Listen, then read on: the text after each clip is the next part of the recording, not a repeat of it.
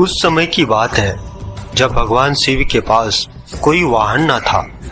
उन्हें पैदल ही जंगल पर्वत की यात्रा करनी पड़ती थी। एक दिन माँ पार्वती उनसे बोली, आप तो संसार के स्वामी हैं, क्या आपको पैदल यात्रा करना शोभा देता है? शिव जी हंसकर बोले, देवी, हम तो रमते जोगी हैं, हमें वाहन से क्या लेना देना, भला साधु भी कभी सवारी करते हैं। पार्वती ने आंखों में आंसू भरकर कहा, जब आप शरीर पर भस्म लगाकर, बालों की जटा बनाकर, नंगे पांव कांटों भरे पथ पर चलते हैं तो मुझे बहुत दुख होता है। शिव जी ने उन्हें बार बार समझाया, परंतु वह जीत पर अड़ी रही।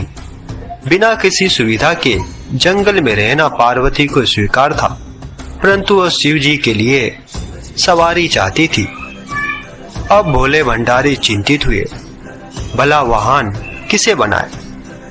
उन्होंने देवताओं को बुलावा भेजा। नारद मुनि ने सभी देवी देवताओं तक उनका संदेश पहुंचा दिया। अब सभी देवता घबरा गए। उन्होंने सोचा, कहीं हमारे वाहन न ले ले। सभी कोई न कोई बहाना बनाकर अपने अपने महलों में बैठे रहे। यहाँ पार्वती उदास थी। शिव जी ने देखा कि कोई देवता नहीं पहुंचा है। उन्होंने एक हुंकार लगाई तो जंगल के सभी जंगली जानवर आ पहुंचे। शिव जी ने उनसे कहा, तुम्हारी माँ पार्वती चाहती है कि मेरे पास कोई वाहन होना चाहिए। बोलो, कौन बनेगा मेरा वाहन? सभी जानवर खुशी से झूम उठे। फिर एक छोटा सा खरगोश आगे बढ़ा। उसने कहा, भगवान, मुझे अपना वाहन बना ले, मैं बहुत मुलायम हूँ। इसे देख सभी जानवर हंस पड़े। फिर शेर गरजकर बोला, मूर्ख खरगोश, मेरे होते तेरी जुर्रत कैसे हुई सामने आकर बोलने की? फिर बेचारा खरगोश चुपचाप कोने में बैठकर गाजर खाने लगा। फिर शेर हाथ जोड़कर बोला, प्रभु, मैं जंगल का राजा हूँ, शक्ति में मेरा कोई सामना नहीं कर सकता, मुझे अपनी सवारी बना ले। उसकी बात समाप्त होने से पहले हाथी बीच में बोल पड़ा। हाथी बोला, मेरे अलावा और कोई इस काम के लिए ठीक नहीं है प्रभु। मैं गर्मी के मौसम में अपनी सूंड में पानी भरकर महादेव को नहलाऊंगा। फिर क्या जंगली सुअर भी किसी से कम था। वह भी अपनी थुथुन हिलाते हुए कहने लगा, शिव जी, मुझे सवारी बना लो, मैं साफ सुथरे रहने की कोशिश करूंगा। कहकर वो अपने शरीर की कीचड़ चाटने लगा। फिर कस्तूरी हिरण ने नाक पर हाथ रखकर कहा, छी, कितनी बदबू आ रही है, चल भाग यहाँ से, मेरी पीठ पर तो शिवजी सवारी करेंगे। इसी तरह सभी जानवर अपना अपना दावा जताने लगे।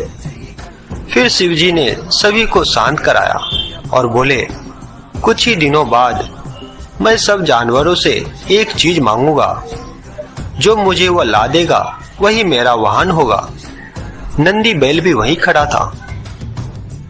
उस दिन के बाद से वह छिप छिप कर शिव पार्वती की बातें सुनने लगा।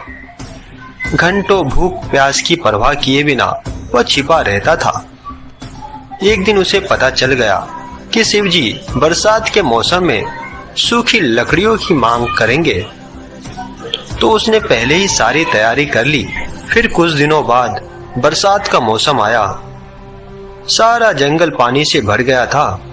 ऐसे में शिवजी ने सूखी लकड़ियों की मांग की तो सभी जानवर एक दूसरे का मुंह ताकने लगे।